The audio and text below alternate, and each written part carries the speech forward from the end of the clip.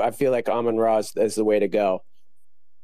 Appreciate all of you joining us. Make sure you're following us on Butt Fumble Sports on TikTok, Instagram, and YouTube, and at Sports Fumble on Twitter. We'll be doing shows all week, so you want to make sure you're following and subscribing so you never miss an opportunity to have your fantasy questions or game pick questions answered. The next game we're going to focus on is going to have a lot of weather around it, and that certainly impacts the total and the spread on this one. It's the 5-9 New Orleans Saints going up against the 6-8 Cleveland Browns. This one is on CBS. The Browns are a 3-point favorite coming off their win last week against the Baltimore Ravens, and the over-under for this one is a chilly, frigid, windy 32 points.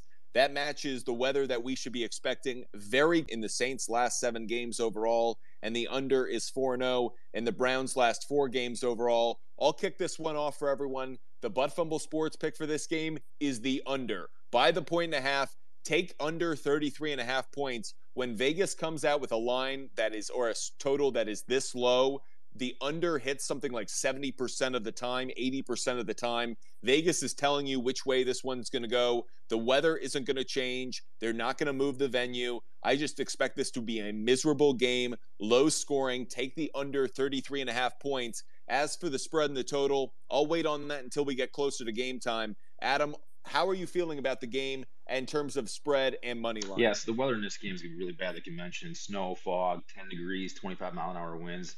The worst weather across the NFL slate. So look at the rushing games here. Cleveland obviously is 5th in the league in rushing, and New Orleans is 21st. So big edge there. Also edge, New Orleans is 23rd in the league against the run. So that's a huge advantage for Cleveland, and I think Cleveland's just going to rely on that running game and just keep pounding the ball down New Orleans' throat. Cleveland's defense played well last week against Baltimore. They did give up some yards, but they bend and didn't break. And on the flip side of that coin, for New Orleans running the football, Kamara's just been struggling. He did have 91 yards last week, but the last 5 games before that has been pretty subpar for him. New Orleans is 1-5 on the road, and Ruiz, the center for New Orleans, is going to be out now. They put him on IR, so that's going to hurt that offensive line for sure. On the flip side of the coin, Duvernay is on IR.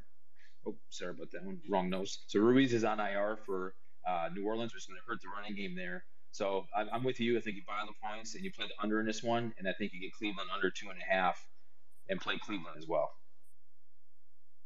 Loeb, how are you seeing this one? I think we're all in agreement. This is going to be a really tough game. It's going to feel like old school, hand the ball off and just try to play field position and score enough points to win. So I think the under's the strong play, and I'll say that Cleveland, the Saints have failed to cover the spread in 5 of their last 6 road games, I think, as Adam said as well. So I'll take Cleveland. I'll swallow the points, and I think it's one of the stronger plays, Cleveland and the under. Dennis, when you're in a situation like this with weather, can you trust Amari Cooper? Can you trust Donovan Peoples-Jones? Nick Chubb showed up on the injury report. How do you feel about this one from a fantasy standpoint? All sorts of X factors here to consider, right? I know Chubb did not practice today. Neither did Chris Olave. So definitely keep an eye on that. In terms of the approach to the week, if you wanted to draft early, first of all, shout out David Johnson.